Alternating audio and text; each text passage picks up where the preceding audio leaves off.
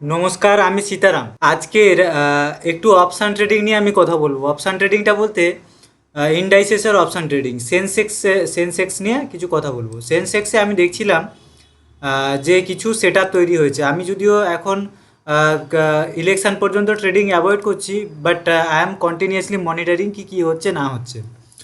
তো এবার যেটা দেখতে পাচ্ছি সেন্সেক্সে ইন্টারেস্টিং জিনিস সেটা হচ্ছে, দেখুন সেন্সেক্সের যে এই যে ভ্যালুটা দেখতে পাচ্ছেন, সেন্সেক্সের এক্সপায়ারি নর্মালি হয় ফ্রাইডেতে। আজকে মানডে, তো অবভিয়াসলি এর যে কি বলে স্ট্রাইক প্রাইসের যে সব প্রিমিয়ামটা হবে, মানে ধরুন সেন্সেক্স, এটা বাম পাশে আমার সেন্সেক্সের নর্মাল সেন্সেক্সের চার্ট। তো এখানে এখানে আমি প্ল্যান করেছি এন্ট্রির, এখানে প্ল্যান করেছি এক্সিটের। তো এখানে প্ল্যান অনুযায়ী আমার এন্ট্রি হচ্ছে 1060-এ, 1060-এ আমার এন্ট্রি হচ্ছে। এই যে 1060 প্রিমিয়াম প্রাইস এবং মিনিমাম আমাকে 10 পিস কিনতে হবে। তো 1060-এর যে আমার এন্ট্রি প্রাইস, তো 1060 কিন্তু মিনিমাম হয় না।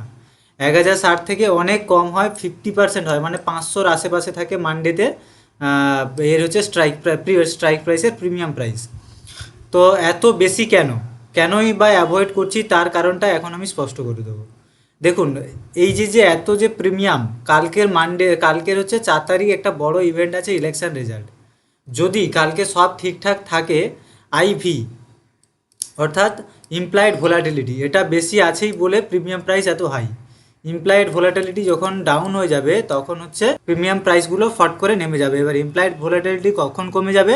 যখন কোনো ইভেন্ট, এই সমস্ত বড় বড় ইভেন্ট আসার আগেই আইভি অনেকটা বেড়ে যায়, এবং আইভি যখন দুম করে কালকের ইলেকশন রেজাল্ট আসার পরে দুম করে কমে যাবে, তখন এই যে প্রিমিয়াম প্রাইস 1000-এ আছে, আমরা হচ্ছে অপশান বায়ার, আমাদের তো হোল্ড করে রাখলে চলে না। সুতরাং এই প্রিমিয়াম প্রাইসটা এমন ধপ করে পড়বে, সেটা আপনি ভাবতেও পারবেন না। আর একটা জিনিস খেয়াল করুন, যে অপশানটা কেন হচ্ছে এত ডিফিকাল্ট, অপশান ট্রেডিংটা। এই যে ক্যান্ডেলগুলো খেয়াল করুন, এই যে 1 মিনিটের, এটা কিন্তু 1 মিনিটের ক্যান্ডেল, এগুলো সব। এই ক্যান্ডেলটা যা, এই ক্যান্ডেলটাও তা।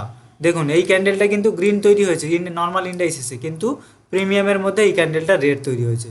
সুতরাং এত ডিফিকাল্টি যে আপনার ডিসিশান নিতেই আপনাকে মাথা খারাপ করে দেবে। তারপরে গেছে দেখুন, তারপরে এত বড় ক্যান্ডেল হ্যাঁ দিয়েছে, তারপরে এত বড় একটা স্ট্রং ক্যান্ডেল, কিন্তু তারপরেও দেখুন ক্যান্ডেলটা উপরে গেছিলো কিন্তু নিচে এসে ক্লোজ করেছে। তারপরে ক্যান্ডেল কত সুন্দর এখানে এসে ক্লোজ করেছে উপরে, কিন্তু তাও হচ্ছে বেশি দূর যেতে পারেনি। কিন্তু তারপরে ক্যান্ডেলটা মোটামুটি ঠিকঠাক রয়েছে। যাই হোক, তো মোটামুটি এর দ্বারা এটাই আপনারা বুঝতে পারছেন যে ইমপ্লাইড ভোলাটিলিটিটা কী জিনিস। যে ওটা হচ্ছে যখনই হাই থাকে, ওটা বেশিরভাগ ক্ষেত্রে হাই থাকে, যে কোনো একটা পার্টিকুলার ইভেন্ট থাকলে, বড় ইভেন্ট থাকলে মার্কেটে, তখন সেক্ষেত্রে আইভিটা হাই থাকে, এবং ওই ইভেন্টটা চলে গেলে আইভিটা দুম করে পড়ে যায়। সেক্ষেত্রে বায়াররা যারা হোল্ড করে থাকে লম্বা সময়ের জন্য, তাদের কিন্তু প্রচণ্ড ক্ষতি হয়। সুতরাং এই সমস্ত জিনিসগুলো থেকে একদম একদম সাবধান। দেখুন, এখনও আপনারা দেখতে পাচ্ছেন এই যে ক্যান্ডেলটা কত স্ট্রং তৈরি হয়েছে, এবং প্রিমিয়ামের মধ্যে ক্যান্ডেলটা দেখুন নিচে এসে তো বন্ধ হচ্ছে। তো সুতরাং এই জিনিসগুলোকে আপনাকে খুবই সাবধানে ভালোভাবে দেখতে হবে, এবং এই ভুলগুলোকে আপনাকে অ্যাভয়েড করতে হবে, এবং লং বা টাইমের জন্য কখনোই আপনাকে হোল্ড করে রাখা যাবে না ট্রেড।